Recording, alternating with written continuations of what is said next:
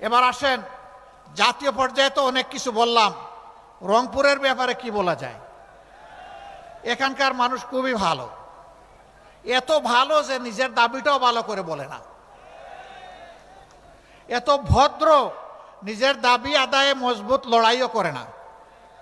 তাই বলে কি রংপুরের মানুষ আমাদের সৎ ভাই?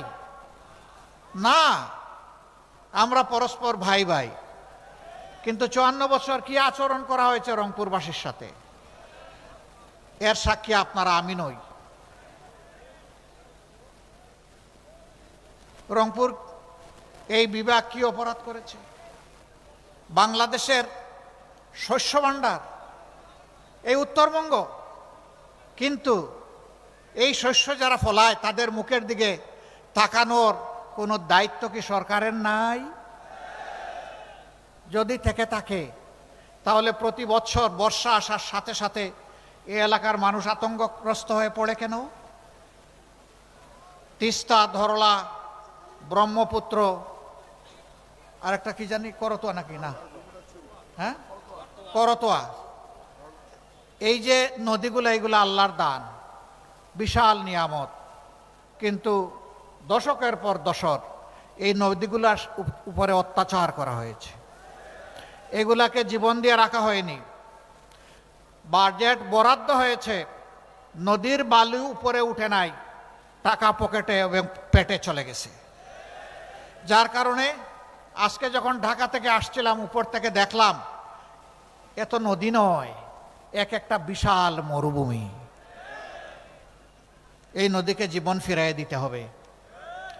নদী জীবন ফিরে পেলে উত্তরবঙ্গ জীবন ফিরে পাবে ইনশাআল্লাহ।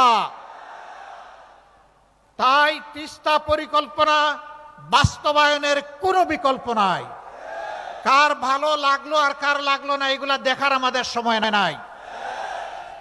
আল্লাহ যদি আমাদেরকে দায়িত্ব দেন, আমরা কথা দিচ্ছি উত্তরবঙ্গের সর্বপ্রথম আমরা ওখানেই কুদাল দিয়ে কূপ দিব ইনশাআল্লাহ। ওটাই আগে বাস্তবায়ন করবো ইনশাআল্লাহ।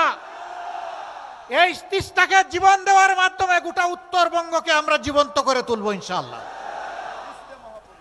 এইখানে তিস্তা মহাপরিকল্পনা যখনই বাস্তবায়ন হবে তখন অনেকগুলা উন্নয়নের দুয়ার খুলে যাবে। আমরা ইনশাআল্লাহ জায়গায় জায়গায় এগ্রো বেসড ইন্ডাস্ট্রি গড়ে তুলব।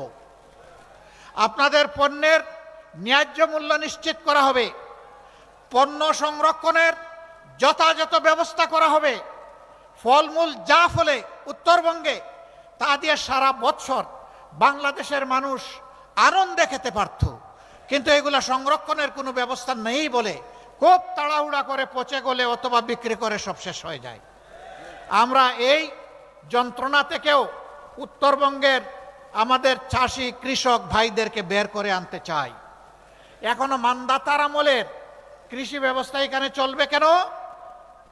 যুগ বহুদূর এগিয়ে গিয়েছে। আমরা আধুনিক প্রযুক্তি নির্ভর কৃষি শিল্পের বিপ্লব ঘটাবো ইনশাআল্লাহ। এই বিপ্লব শুধু উত্তরবঙ্গের ভাগ্য খুলে দিবে না, এই বিপ্লব বাংলাদেশের 18 কোটি মানুষের কপাল খুলে দেবে। আমরা উত্তরবঙ্গকে কৃষি বিপ্লবের রাজধানীতে পরিণত করতে চাই।